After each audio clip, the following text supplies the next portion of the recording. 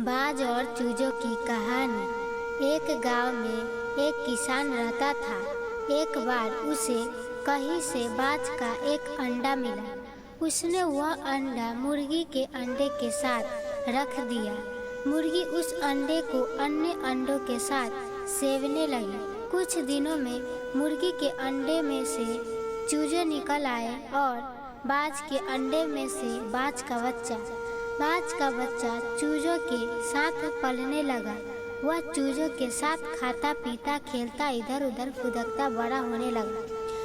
चूजों के साथ रहते हुए उसे कभी एहसास ही नहीं हुआ कि वह चूजा नहीं बल्कि बाज है। वह खुद को चूजा ही समझता था और हर काम उन्हीं की तरह करता था।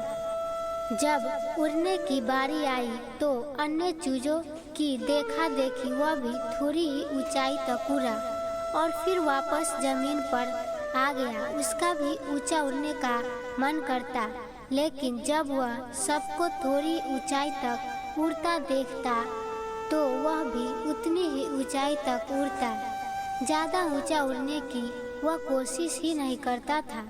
एक दिन उसने ऊंचे आकाश में एक बाज को उड़ते हुए देखा। इतनी ऊंचाई पर उसने किसी पक्षी को पहली बार उड़ते हुए देखा था। उसे बड़ा अचरज हुआ। उसने चूजों से पूछा, वो कौन है भाई जो इतनी ऊंचाई पर उड़ रहा है? चूजे बोले, वो पक्षी का राजा बाज है। वह आकाश में सबसे ज़्यादा ऊंचाई पर उड़ता है। कोई दूसरा पक्षी उसकी बराबरी नहीं कर सकता। यदि मैं भी उसके जैसा उड़ना चाहूँ तो? बाज से पूछा, कैसी बात करते हो? मत भूलो तुम एक चूजे हो। चाहे कितनी ही कोशिश कर लो, बाज जितना नहीं उड़ पाओगे। इसीलिए व्यर्थ में ऊंचा उड़ने के बारे में मत सोचो। जितना उड़ सकते हो उतने में ही खुश रहो। चूजे बोले। बाज ने यह बात मान ली और कभी ऊंचा उड़ने की कोशिश ही नहीं की।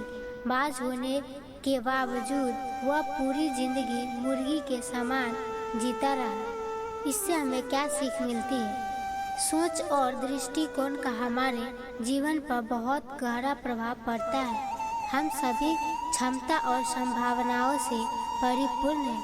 चाहे हम कैसी भी परिस्थिति में क्यों न हो, हमें आवश्यकता है अपनी क्षमता पहचानने की और अपनी सोच तथा दृष्टिकोण को व्यापक बनाने की। हम स्वयं को चूजे समझेंगे तो चूजे ही बनेंगे और बाज समझेंगे तो बाज बनेंगे। खुद को कम न समझें, अपनी क्षमताओं को सीमित न करें, बाज बने और जीवन में ऊंची उड़ान भरें। तो यह मोटिवेशनल स्टोरी आपको कैसी लगी? अगर अच्छी लगी तो मेरे चैनल को सब्सक्राइब लाइक शेयर ज़रूर करें। फिर मिलेंगे अगले मोटिवेशनल स्टोरी के साथ। तब तक के लिए धन्यवाद।